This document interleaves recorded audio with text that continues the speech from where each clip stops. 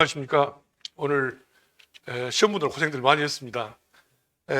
제비학과 원예작물학 오늘 시험 문제 한번 풀어보도록 하겠습니다. 제가 전체적으로 확인을 쭉 해봤는데요. 생각보다는 이번에 변별력을 좀 높이기 위해서 그랬는지 어쩐지 모르겠지만은 아주 그 생소한 문제들이 몇 문제 나와가지고 혼란스러웠을 것으로 생각은 됩니다. 우선 그 51번부터 차근차근 보도록 하겠습니다. 작물 분류학적으로 가지과에 해당하는 것을 모두 고르시오라고 되어 있는데, 가지과는 여러분이 잘 알고 있는 것처럼 가지를 비롯해서 감자라든가 고추, 피망, 파프리카, 토마토 이런 것들이 여기 해당되죠. 그러니까 해당되지 않는 것은 니을에 나와 있는 딸기가 되겠습니다. 그래서 답은 2번 고추, 토마토, 감자가 되겠습니다. 52번입니다. 콩과작물의 작황 부족으로 어려움을 겪고 있는 농가를 찾은 A 손해평가사의 재배지에 대한 판단으로 옳은 것은 무엇입니까? 라고 되어 있는데, 예제를 보겠습니다. 작물의 칼슘 부족 현상이 발생했다. 그리고 근류균의 활동이 떨어졌다. 작물의 망간장애가 발생했다라고 되어 있는데, 일단 칼슘 부족이라고 한다면은 이 토양 자체가 상당히 산성화되어 있다라고 하는 것을 의미한다고 보면 되겠습니다. 그래서 산성 토양을 개량하기 위해서 우리가 석회를 주는 것하고 똑같은 것이죠. 그 다음에 근류균이라고 하는 것은 우리가 다른 말로 뿌리옥박테리아라고 이야기를 하잖아요. 뿌리옥박테리아라고 하는데, 이 뿌리옥박테리아는 주로 하는 역할이 뭐예요? 공중질소를 고정하는 거잖아요. 그래서 이 공중질소를 고정하는데 문제는 이 뿌리옥박테리아가 적정한 그런 산도가 있다는 겁니다. pH가 적정한 산도가 5.4에서 한 6.8까지 이렇게 돼요. 그러니까 이 말은 뭐예요? 약산성이나 중성에서 이 근류균이 잘한다 이런 이야기잖아요. 그러니까 일반적으로 문제에서 말하고 있는 것처럼 콩과작물이 잘 자라지 않는다는 것은 근류균이 생육하기에 적합하지 않다는 이야기죠. 즉 토양 자체가 약산성이나 중성 토양이어야 되는데 산성 토양화 돼 있다고 하는 것을 의미하고 있겠습니다. 그래서 답이 4번에 재배지가 산성화되고 있다 이런 이야기죠. 그다음 53번에 질소에 관한 내용입니다. 금방 나왔던 내용과 같은 내용인데요. 작물 재배에서 어떤 작물은, 그 예문에 보면 콩과작물하고 벽과작물 두 개 나왔죠. 어떤 작물에 비해서 어떤 작물은 질소를 많이 줘야 되느냐. 그러니까 이 콩과작물하고 벽과작물하고 비교해 보면 콩과작물은 당연히 어때요? 이 공중질소를 자체적으로 고정하기 때문에 질소를 많이 주지 않아도 된다는 이야기예요. 그러니까 결국은 질소를 많이 필요한 것은 벽과작물이다, 필요하다 이런 이야기죠. 그러니까 작물 재배에서 콩과작물에 비해서 벽과작물은 질소 시비량을 늘려준 게 좋겠다 이런 이야기가 되겠고요. 또 잎의 질소 결핍 증상은 항상 어린 잎보다는 늙은 잎에서 먼저 나타납니다. 유엽보다는 성엽에서 먼저 나타난다 이런 이야기죠. 그래서 53번은 답이 1번이 되겠습니다. 그 다음에 54번입니다. 가뭄 피해죠. 한해 피해 조사를 마친 A 손해평가사가 농가에 설명한 작물 내 물의 역할로 옳은 것은 어느 것입니까? 몇 가지입니까? 이런 문제인데요. 물이 하는 역할이 물질의 합성의 매개 역할을 하고 있죠. 그래서 물질 합성에서 광합성만 예로 들어도 광합성은 무엇이 있어야 돼요? 물과 이산화탄소와 빛 에너지를 받아가지고 뭘 만드는 과정이에요?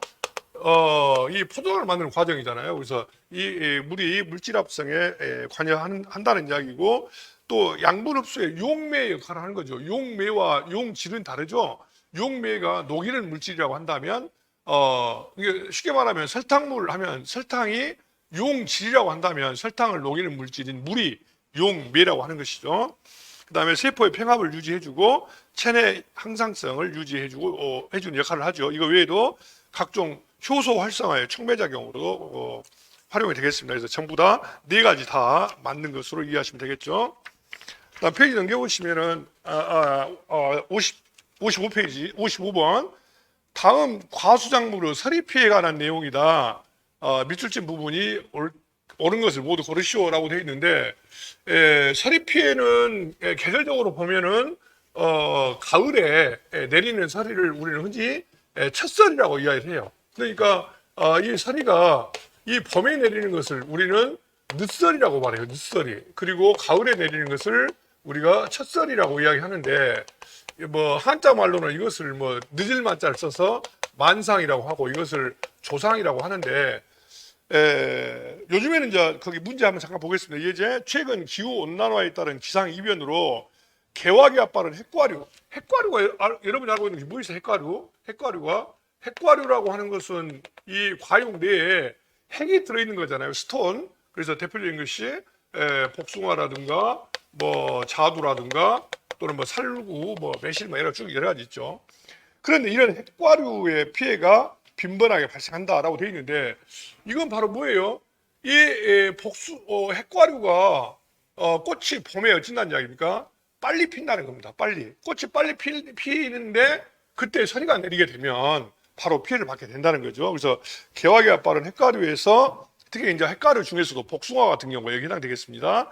핵과류 피해가 많이 발생하고 있고 특히 과수원이 강이나 저수지 옆에 있을 때 발생률이 높다라고 되어 있는데 실제로 서리 피해가 많이 발생되는 지역은 분지라든가 산지 서면에서 주로 많이 발생되고 있습니다. 그리고 강이라든가 저수지 근처, 특히 뭐 낙동강 상류 이런 쪽은 서리보다는 우박 피해가 많은 지역이죠. 그러나 자, 여기서는 일단은 강이나 저수지 옆에 있을 때도 서리 피해가 많이 발생되는 것으로 보고 있는 것이죠.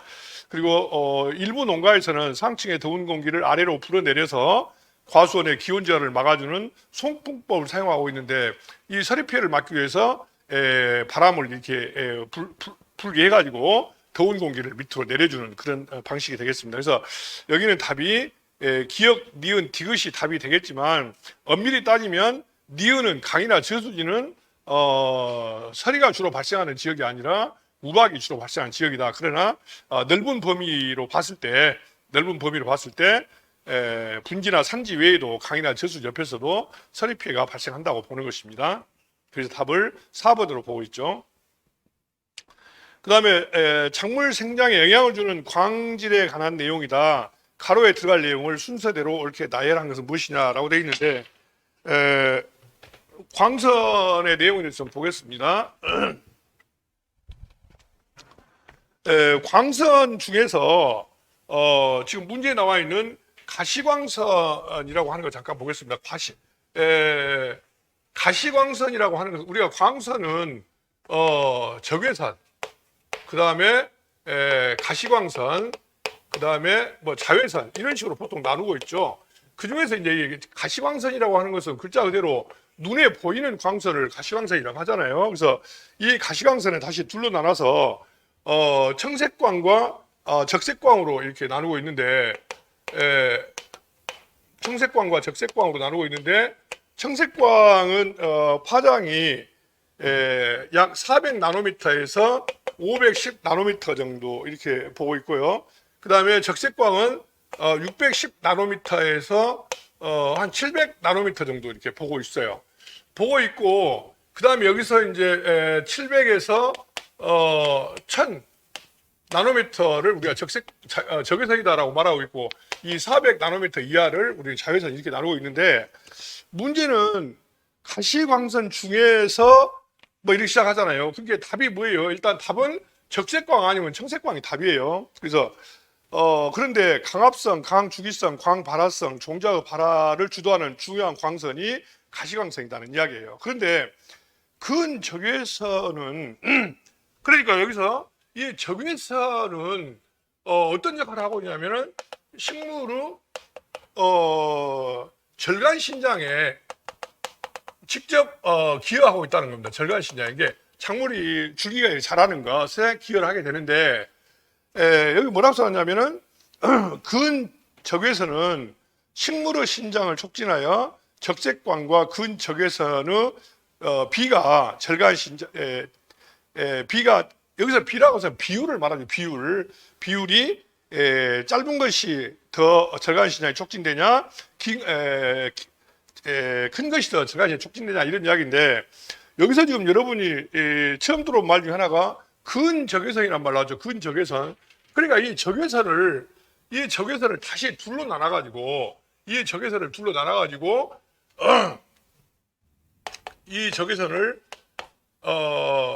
근적외선 그다음에 적외선 이렇게 나눈다는 거예요. 그래서 근 적외선이 700나노미터에서 한 1000 정도. 그리고 적외선이 이제 1000나노미터 이상 이렇게 이제 구분을 하는 거죠. 그러니까 이 적외선은 식물의 절간 신장하고 관계가 깊다라고 했는데 이 문제가 지금 가시광선 중에서 했기 때문에 이 둘 중에서 절간 신장과 직접 더 가까운 곳에 있는 것이 어떤 것이냐 이런 이야기예요. 그러니까 이 근적외선과 가까운 곳이 뭐예요? 여기서는 이 700에서 1000이 거기가 610에서 700이니까 이거에 더 가깝잖아요. 그러죠. 그래서 이걸 지금 물어보는 이야기입니다. 지금 말을 좀 여러 가지 꼬아놓은 것인데 그래서 여기서는 적색광하고 근적외선의 비가 어쨌다는 이야기입니까? 작으면 절간 신장이 촉진돼서 초장이 커진다. 그런 이야기죠. 그래서 답을 3번으로 지금 보는 것이죠. 그 다음에 56번 보겠습니다.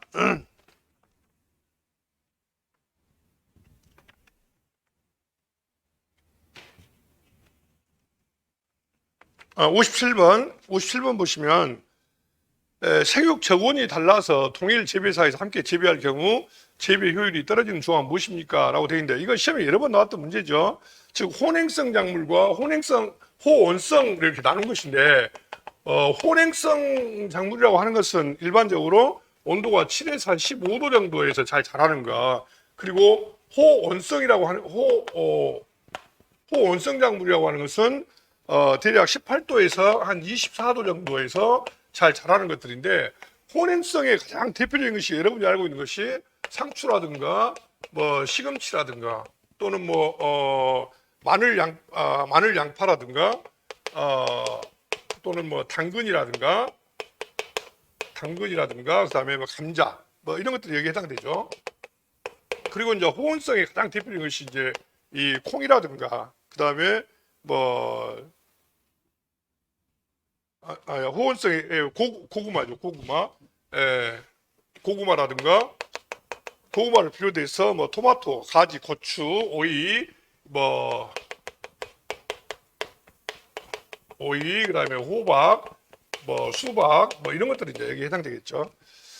그래서 거기 보면은 57번에 1번을 보면은 상추는 호냉성인데 고추는 호온성이라는 거잖아요. 그래서 답이 1번이라는 겁니다. 2번에 당근, 시금치는 두 개 다 호냉성이고 3번에 가지, 호박이나 4번에 오이, 토마토는 전부 다 호온성이다 이런 이야기죠. 그다음에 58번에 소비자의 기후 변화로 씨가 없는 샤인 머스켓 포도가 인기를 모으고 있다. 여기서 지금 문제는 뭐냐면 샤인 머스켓이 됐든지, 샤인 머스켓은 대표적인 청포도를 말하고 있어요. 근데 샤인 머스켓이 됐든지 델라웨어가 됐든지가 상관없이 씨 없는 포도를 만드는 생장 조절 물질이 뭐냐 이런 이야기잖아요. 그래서 대표적인 것이 지베렐린이 거기 나와 있죠. 지베렐린. 그다음에 저온 자극을 통해서 화합분화가 촉진되는 작물이 아닌 것이 나왔는데 이것도 약간 생소할 수도 있겠습니다만은 이건 이렇게 이해하시면 됩니다. 화합분화라고 하는 것은 꽃이 피고 열매를 맺는 것을 우리가 화합분화라고 이야기하잖아요. 근데 이 화합분화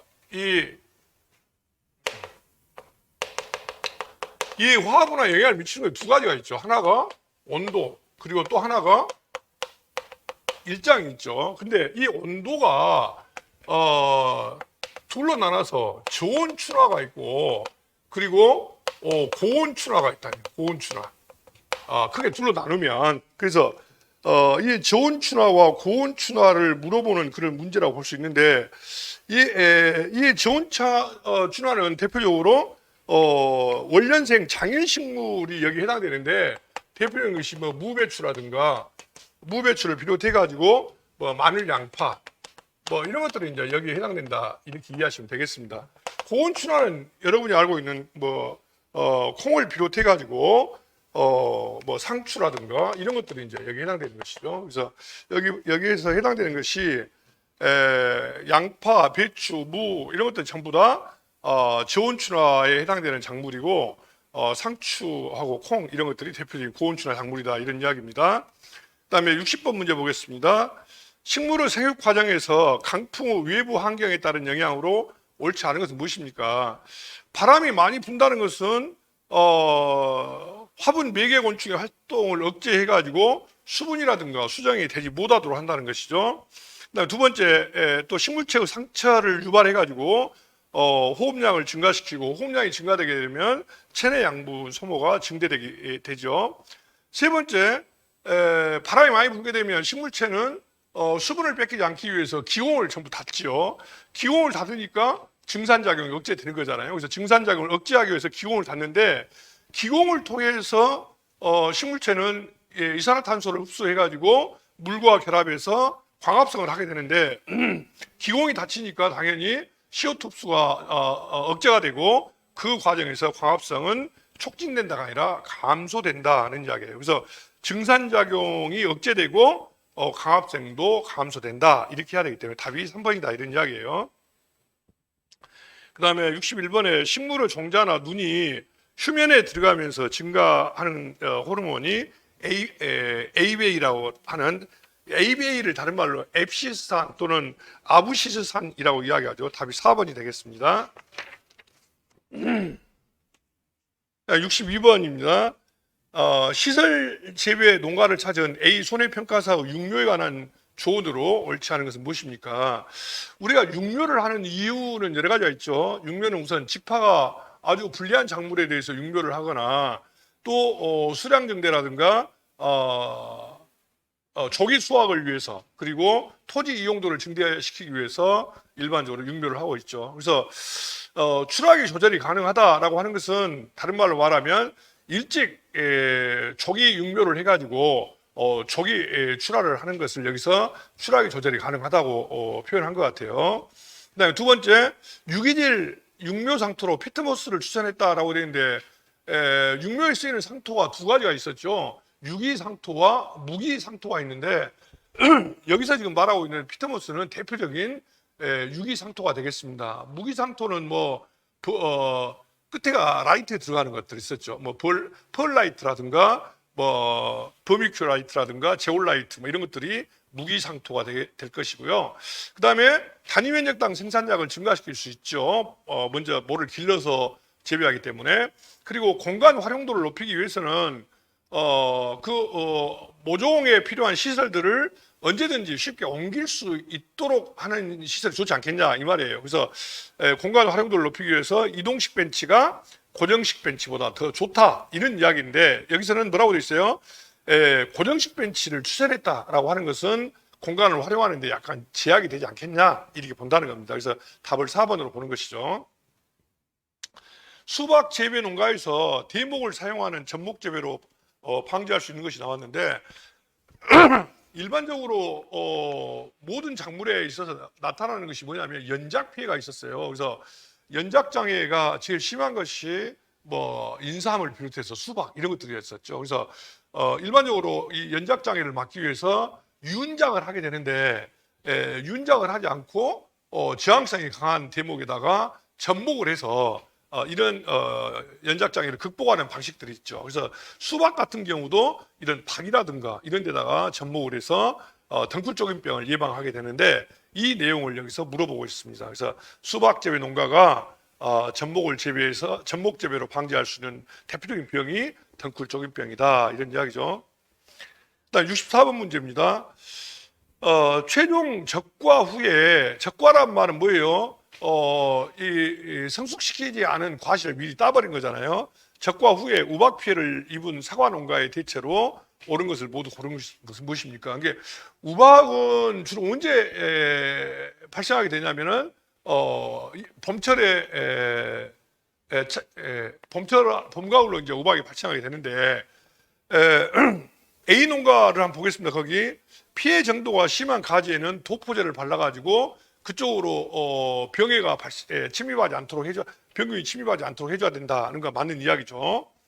그 다음에 수세가 강한 나무에 연면 시비를 한다라고 되어 있는데 수세란 말이 뭐예요?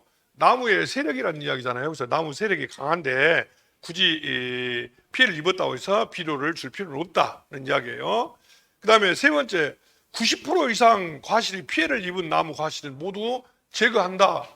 이 말은 맞는 것 같아요. 왜냐하면 거의 다 90% 이상이면 거의 다 피해를 입었잖아요. 그러니까 이런 경우는 내년도의 결실이라든가 올해 나무 수세 회복을 위해서 모두 다 피해가 극심할 경우에는 전부 다 따내는 것도 괜찮다 이렇게 보는 거죠. 그 다음에 병해충 방제를 위해서 살균제를 살포하거나 항생제를 살포하는 것은 좋을 것으로 생각하죠. 그러니까 답이 여기서는 지금 A 농가하고 D 농가가 답이라고 지금 볼 수 있지만 사실은 A 농가하고 C 농가도 답이라고 해도 크게 무리가 없을 것으로 보여집니다. 약간 논란의 소지는 있을 것 같은데 여기서는 이제 A 농가와 D 농가가 적절한 우박 피해 대체를 했다 이렇게 보는데 제가 보기에는 A 농가와 C 농가도 적절한 대체로 봐야 되지 않겠냐 이렇게 생각됩니다. 다음은 벼 수발화에 관한 내용이다. 가로 안에 들어갈 내용을 옳게 다루는 것이 무엇입니까? 수발화라고 하는 것은 벼가 결실기에 물에 잠겨가지고 물에 잠긴 상태에서 싹이 나는 걸 수발화라고 하죠.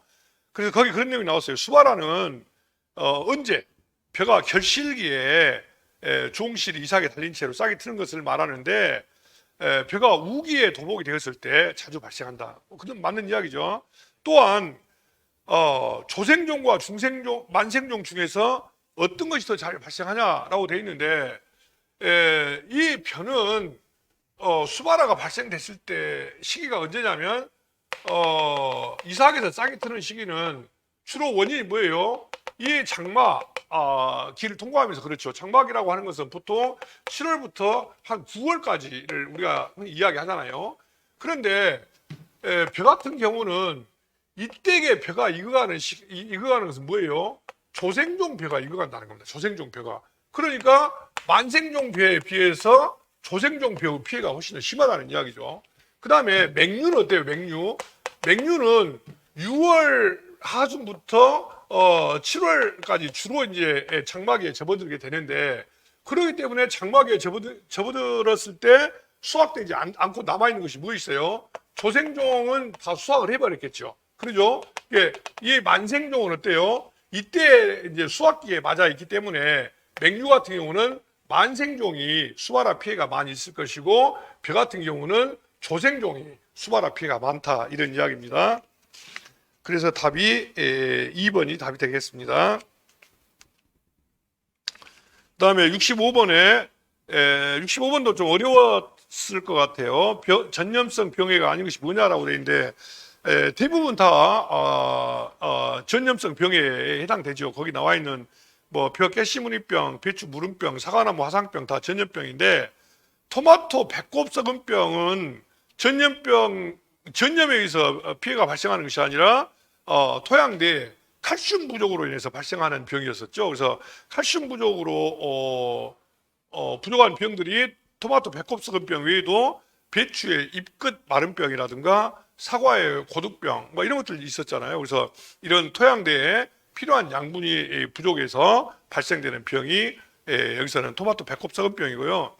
벼 깨시무늬병 같은 경우는 여러분이 그 노후화답에서 추락 현상으로 인해서 발생된다라고 배우셨을 텐데 이 깨시무늬병은 이런 노후화답에서 발생되기는 하지만 분생포자에 의해서 바람에 의해서 전염되고 있기 때문에 전염성 병이라고 보는 것이죠. 배추 무름병도 마찬가지고요. 그래서 토마토 배꼽썩은병이 답이 되겠습니다.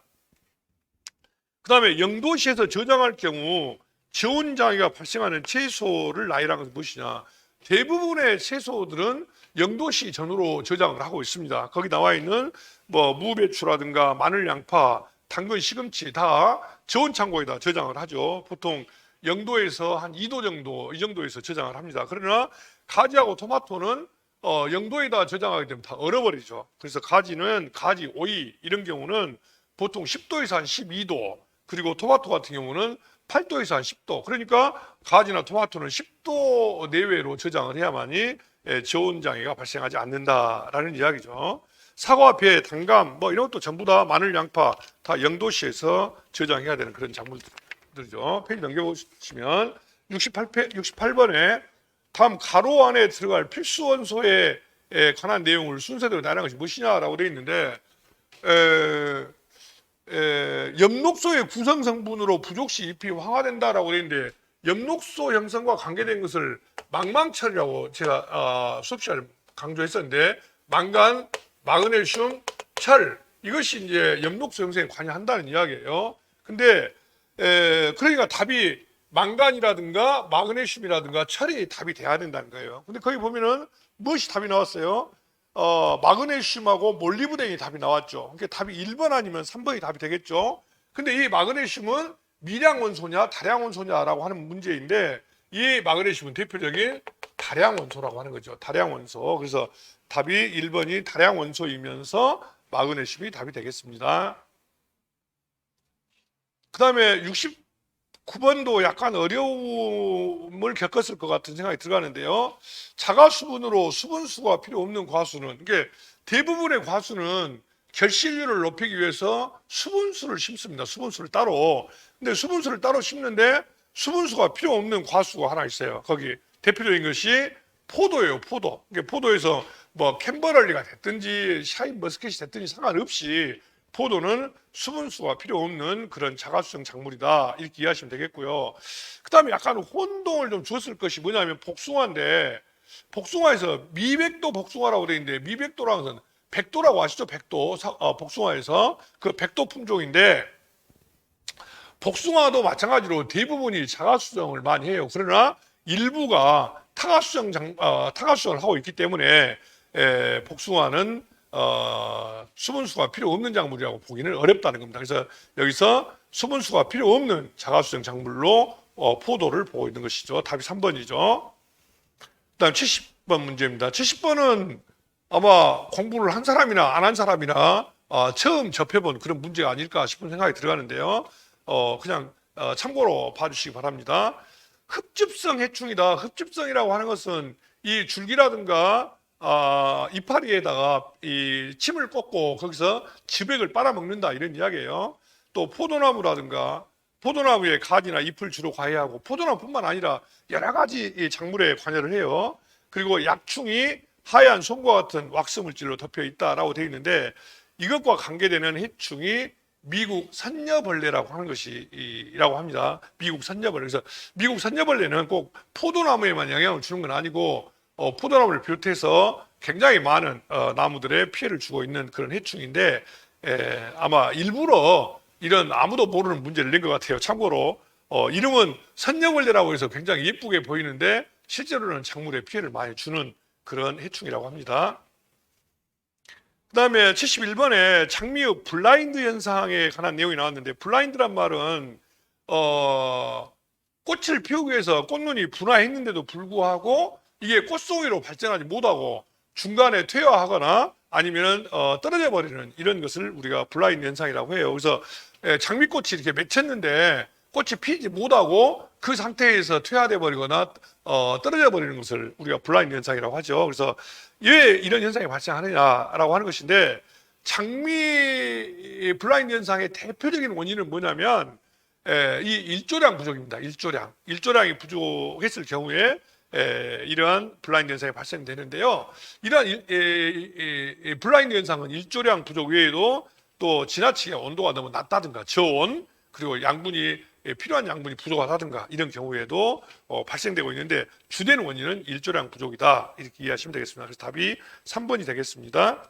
그 다음에 72번도 좀 어려웠을 것 같아요. 이게 번식 방법이 워낙 많은데다가 또 특히 이제 꽃 이름 같은 경우는 더더욱 구분하기가 어려웠을 텐데 근경으로 영양 번식을 하는 화해작물이 무엇이냐라고 되어 있는데 근경이란 말은 뿌리 줄기를 우리가 근경이라고 하죠. 뿌리 근자에다가 줄기 경자를 써서 근경이라고 하는데 대표적으로 이 근경으로 번식하는 화해작물이 칸나하고 아이리스예요. 그래서 이 아이리스하고 같은 종류의 꽃이 우리 문제 예문에 나와 있는 독일 붓꽃이라고 하는 것이죠. 그래서 칸나, 독일 붓꽃, 아이리스 이런 것들이 대표적으로 근경으로 영양번식을 하고 있고요. 그 다음에 두 번째 시클라멘은 괴의 경으로 하죠. 달리아는 괴의 근이라고 알고 계실 겁니다. 또 인경은 비늘줄기라고 해서 튤립이 거기에 해당되죠. 튤립은 인경으로 번식하고 글라디올루스는 구경이죠. 구경. 그리고 백합 같은 것도 인경으로 번식을 하는 것이죠. 73번도 아마 처음 들어본 문제였을 거라고 생각됩니다. 너무 생소한 문제를 이번에는 전혀 들어보지 못한 문제를 몇 문제 낸 것 같아요. 유리온실 내에서 지면으로부터 용마루까지 길이를 나타내는 용어를 뭐라고 하느냐라는 문제인데, 이것을 우리는 등고라고 합니다. 등고라는 용어를 알고 있느냐라고 하는 아주 좀 생소한 문제였죠. 그리고 이제 뭐 처마 높이를 간고라고도 하고 이렇게 한자말로 써놓은 것이죠. 근데 지금도 이런 용어들을 쓰는지는 모르겠어요. 그래서 답이 2번 등고가 되겠습니다. 동고. 그 14번 문제 보겠습니다. 베드 바닥에 일정한 크기의 기울기로 얇은 막상의 양액이 흘러 순환하도록 하고 그 위에 작물의 뿌리 일부가 닿게 하는 재배 방식을 뭐냐라고 했는데, 이 문제는 작년에도 출제가 됐던 것으로 기억이 되는데요.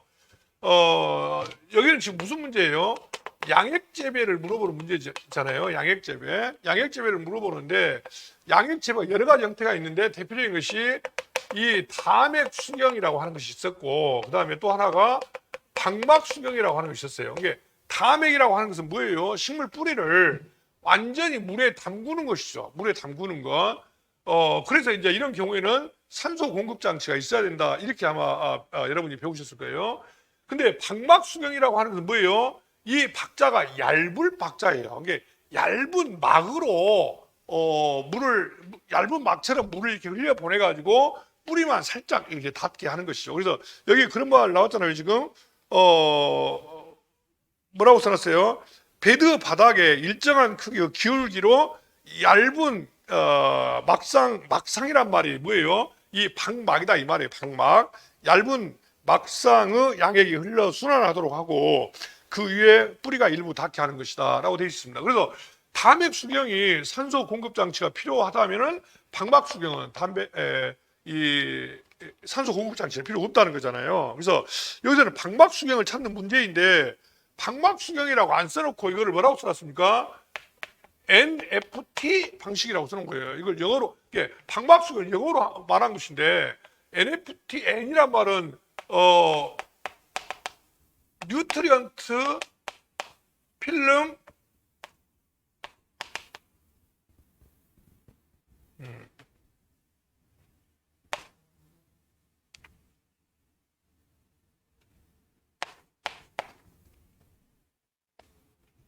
뉴트리언트 필름 테크니큐라고 해서 이 앞자를 따가지고 이 NFT 방식이라고 하는데, 이 뉴트리언트라는 말은 양액 재배다 이 말이에요. 양액 방식인데 어떤 양액이다? 필름처럼 아주 얇은 막을 통해서 하는 그런 기술을 여기서 NFT 방식이다라고 말하고 있는 것이죠. 그래서 마지막 75번 문제 보겠습니다. 시설 재배에서 필름의 가시광선 투과율이 큰 것부터 작은 것 순으로 옳게 나타내는 것은 무엇이냐라고 되어 있는데, 이 필름의 광선 투과율이 제일 높은 것은 P2라고 우리가 그 기본서에서 보셨죠. 그리고 두 번째가 PVC, 그 다음에 EVA 이렇게 돼 있는데, 이번 시험 문제에서는 이거를 어렵게 넣으려고 작정을 한 것 같아요. 그래서 그냥 광선 투과율이 아니라 이거를 가시광선이라고 이렇게 이름을 붙여가지고 이 가시광선의 투과율을 물어봤는데, 이 가시광선의 투과율은 이거 약간 달라요. 폴리에틸렌 필름이 제일 높고, 그 다음에 EVA, 그 다음에 PVC 이런 식으로 되어 있어요. 그래서 우리가 이제 가시광선이냐, 또 장파냐, 단파냐, 여러 가지 논란은 있지만 이거는 지금 시험에도 그 전에도 여러 번 나왔던 문제잖아요. 그래서 이번에는 약간 좀 어렵게 낸다고 해가지고 가시광선으로 제한해가지고 이렇게 문제를 낸 것 같아요. 그래서 75번은 답이 1번이 맞다. 사실 1번 이런 방식은 우리가 교재에서 배울 때는 뭐 무적성 문제라든가 또는 뭐 보온성 문제 뭐 이런 거 할 때 이야기했었는데 가시광선 투과율로만 봤을 때도 이 경우가 가장 가시광선 투과율은 P2, EVA, PV 수준으로 되어 있다는 거 참고하시기 바랍니다. 예, 오늘 시험 보느라고 고생들 많이 하셨고요. 2차 시험 잘 준비하셔서 내년에는 평가 현장에서 여러분들과 함께 만날 수 있기를 기대하겠습니다. 오늘 수고 많으셨습니다.